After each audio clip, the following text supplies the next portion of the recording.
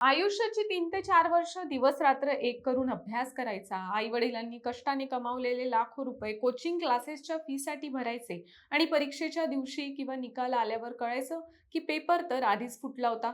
नीट परीक्षेतील घोटाळा, पेपर फुटी आणि नॅशनल टेस्टिंग एजन्सी म्हणजे NTA च्या कारभारावर उठलेले प्रश्न या सर्व वादळानंतर देशभरात एकच आक्रोश आहे. विद्यार्थ्यांचा हा संताप शांत करण्यासाठी आणि सार्वजनिक परीक्षा प्रणालीत पारदर्शकता आणण्यासाठी केंद्र सरकारनं सार्वजनिक परीक्षा सुधारणा विधेयक म्हणजेच public examination prevention of unfair means act सादर केलाय. सरकारचं म्हणणं आहे की या कायद्यामुळे पेपर फोडणाऱ्यांची आणि माफियांची खैर असणार नाही. आरोपींना 10 वर्षांपर्यंत तुरुंग आणि 10 कोटी रुपयांपर्यंत दंड होऊ शकतो. आता एकीकडे सरकार दावा करतंय की हा कायदा विद्यार्थ्यांचं भविष्य सुरक्षित करेल, तर दुसरीकडे विरोधी पक्ष म्हणजेच मुख्यत्वे काँग्रेस या विधेयकाला आणि या कायद्याला जोरदार विरोध करत आहे. काँग्रेसनं ज्या गोष्टीसाठी आंदोलन केलं, आता त्याच गोष्टीला काँग्रेस विरोध का करतोय? त्यामागची कारणं काय आहेत? परीक्षा सुधारणा कायदा हा खरोखरच विद्यार्थ्यांसाठी फायद्याचा असणार का? काँग्रेसचे आक्षेप या कायद्याबद्दल नेमके काय आहेत? हे सगळंच या व्हिडिओच्या माध्यमातून सविस्तर जाणून घेणार आहोत. नमस्कार, मी रुपल आणि तुम्ही पाहत आहात विशेष भारी. मंडळी, नीट पेपरफुटी प्रकरणाच्या पार्श्वभूमीवर सार्वजनिक परीक्षा प्रणाली पारदर्शक आणि सुरक्षित करण्यासाठी केंद्रीय राज्यमंत्री डॉक्टर जितेंद्र सिंह यांनी लोकसभेत सार्वजनिक परीक्षा सुधारणा विधेयक 2026 सादर केलं. हे विधेयक 2024 सालच्या मूळ कायद्यात सुधारणा करणार आहे. पण हे विधेयक सादर होत असताना सभागृहात गदारोळ झाला. विरोधी पक्षाचे सदस्य नीट प्रकरणातील विद्यार्थी आंदोलनादरम्यान झालेल्या कथित पोलीस कारवाईवर चर्चेची मागणी करत उभे राहिले. आता या नव्या विधेयकात काय आहे? तर या प्रस्तावित कायद्यात मूळ 2024च्या कायद्यात असणाऱ्या 7 प्रमुख सुधारणा प्रस्तावित आहेत, ज्याचा उद्देश वेळेत तपास आणि खटला पूर्ण करणं, गुन्हेगारांना कडक शिक्षा देणं आणि अंमलबजावणी यंत्रणा अधिक मजबूत करणं हा आहे. वरवर पाहता हे विधेयक विद्यार्थ्यांच्या हिताचंच वाटतं, मग वाद कशासाठी हा प्रश्न अनेकांना पडतोय. आता मुख्य प्रश्नाकडे वळूया. कायदा इतका कडक आहे, मग काँग्रेस किंवा विरोधी पक्षाला विरोध करण्याचं कारण काय? तर काँग्रेसचा विरोध विधेयकातील तरतुदींना नाही, तर सरकारच्या कार्यपद्धतीला आहे.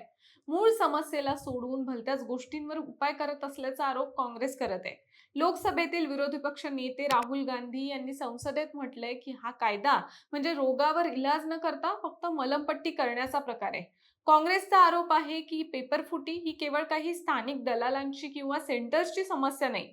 ही समस्या NTA म्हणजेच नॅशनल टेस्टिंग एजन्सी या संस्थेच्या संरचनेत आहे. NTA कडे स्वतःचे पुरेसे मनुष्यबळ नाही. ते खासगी TCS किंवा इतर खासगी एजन्सींवर अवलंबून राहतात. जोपर्यंत तुम्ही NTA ची स्वायत्तता, जबाबदारी आणि रचना बदलत नाही, तोपर्यंत फक्त दंडाची रक्कम वाढवून पेपरफुटी थांबणार नाही. काँग्रेसने उपस्थित केलेला दुसरा मुद्दा म्हणजे काँग्रेसच्या खासदार आणि वरिष्ठ नेत्यांच्या मते या कायद्यात अनफेअर मीन्सची व्याख्या व्यापक आहे. म्हणजे जेव्हा जेव्हा अशा कायद्यांची अंमलबजावणी होते, तेव्हा मोठे शिक्षण माफिया, उच्च पदावर असणारे अधिकारी कायद्याच्या कचाट्यातून निसटतात आणि छोटे क्लर्क, सेंटरवरील शिपाई किंवा विद्यार्थी पकडले जातात. इंडियन एक्सप्रेस मधील वृत्तात नमूद केल्याप्रमाणे या कायद्यात उच्च पदस्थ अधिकाऱ्यांची जबाबदारी निश्चित करण्यासाठी स्पष्ट आणि कठोर तरतूद नाही. आता यात काँग्रेसचा सर्वात मोठा आक्षेप असा आहे की संपूर्ण देशाची केंद्रीकृत परीक्षा म्हणजे सेंट्रलाइज्ड एक्झाम घेणारी यंत्रणाच कुचकामी ठरली आहे. काँग्रेसनं आपल्या जाहीरनाम्यात आणि संसदेतील चर्चेत मागणी केली होती की NTA चे ऑडिट झाले पाहिजे किंवा ही परीक्षा पुन्हा राज्यांच्या अखत्यारीत किंवा आधीच्या पद्धतीने घेतली पाहिजे. विधेयकात NTA च्या अकाउंटेबिलिटी बाबत एक शब्दही नाही. सरकार स्वतःच्या यंत्रणेतील अपयश लपवण्यासाठी कायदा कडक केल्याचा आव आणत असल्याचा आरोप काँग्रेसनं केलाय.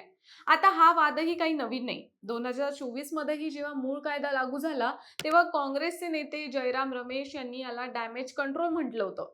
त्यांनी म्हटलं होतं की नीट UGC net, CSIR UGC net यांसारख्या घोटाळ्यांना सामोरं जाण्यासाठी हे स्पष्टपणे डॅमेज कंट्रोल आहे. त्यांचा मुद्दा होता की हा कायदा गरजेचा होता, पण तो पेपरफुटी घडून गेल्यानंतरच्या गोष्टींशी संबंधित आहे, प्रतिबंधात्मक नाही. आताही हा सूर पुन्हा ऐकू येतोय. समाजवादी पक्षाचे राज्यसभा खासदार रामगोपाल यादव यांनी एक महत्त्वाचा प्रश्न उपस्थित केला की केवळ कडक कायदे करून पेपरफुटी रोखता येईल का? आणि म्हटलं की खरी समस्या परीक्षा प्रक्रियेतच आणि वाढत्या डिजिटलायझेशन मध्ये आहे. म्हणजे विरोधी पक्षाचं म्हणणं आहे की कायदा कडक करणं ठीक आहे, पण मूळ प्रश्न वेगळाच आहे. तो म्हणजे पेपर तयार होतो कुठे, छापला जातो कुठे आणि तिथेच गळती का होते? आता आणखी एक महत्त्वाचा मुद्दा म्हणजे कोणताही मोठा कायदा करताना तो संसदीय स्थायी समितीकडे म्हणजेच पार्लियामेंटरी स्टँडिंग कमिटीकडे पाठवला जातो. तिथं सर्व पक्षांचे खासदार आणि तज्ज्ञ एकत्र येऊन कायद्यातील त्रुटींवर चर्चा करतात. पण काँग्रेसचा आरोप आहे की सरकारनं असं काहीही केलेलं नाही. विधेयकावर पुरेशी चर्चा झाली नाही आणि विरोधकांच्या सूचनांकडे पूर्णपणे दुर्लक्ष करण्यात आलं. आता राजकारण बाजूला ठेवलं तर याविषयी शिक्षण तज्ज्ञ आणि कायदे तज्ज्ञांचं काय म्हणणं आहे तेही समजून घेऊया. तर द इंडियन एक्सप्रेस मधल्या एका संपादकीय विश्लेषणानुसार फक्त कडक कायदे करणं हा कोणत्याही समस्येवरचा अंतिम उपाय नसतो. भारतामध्ये भ्रष्टाचार विरोधी किंवा गुन्हेगारी विरोधी अनेक कठोर कायदे आधीपासून आहेत. पण मुख्य प्रश्न असतो त्याच्या इम्प्लिमेंटेशनचा. जर परीक्षेच्या डिजिटल सिस्टम मध्येच लूप होल्स असतील, जर खासगी सेंटर्सवर सीसीटीव्ही आणि बायोमेट्रिक तपासणीमध्ये भ्रष्टाचार होत असेल, जर छपाईपासून ते सेंटर पर्यंत पेपर पोहोचवण्याच्या ट्रान्सपोर्टेशन मध्ये सुरक्षा नसेल, तर कितीही कठोर कायदा केला तरी गुन्हेगार पळवाटा शोधून काढतातच. त्यामुळे काँग्रेसने उपस्थित केलेले काही प्रश्न जसे की एनटीएची जबाबदारी, खासगी कंत्राटदारांवर पूर्ण अवलंबित्व आणि राज्यांची भूमिका हे तांत्रिकदृष्ट्या महत्त्वाचे आहेत. शेवटी काय तर प्रश्न राजकीय पक्षांच्या आरोपांचा नाही, देशातील कोट्यवधी तरुण विद्यार्थ्यांच्या भविष्याचा आहे. परीक्षा सुधारणा विधेयक हे निश्चितच योग्य दिशेनं पडलेलं एक पाऊल आहे, कारण कठोर दंडाची गरज होतीच. पण फक्त कायदा करून चालणार नाही, तर परीक्षा घेणाऱ्या संपूर्ण यंत्रणेची स्वच्छता करावी लागेल असं अनेकांचं मत आहे.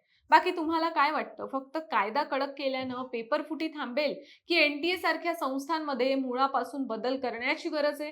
काँग्रेसने घेतलेली भूमिका तुम्हाला योग्य वाटते का? हे आम्हाला कमेंट्समध्ये नक्की सांगा आणि विशेष भारीच्या YouTube चॅनलला सबस्क्राईब करायला विसरू नका.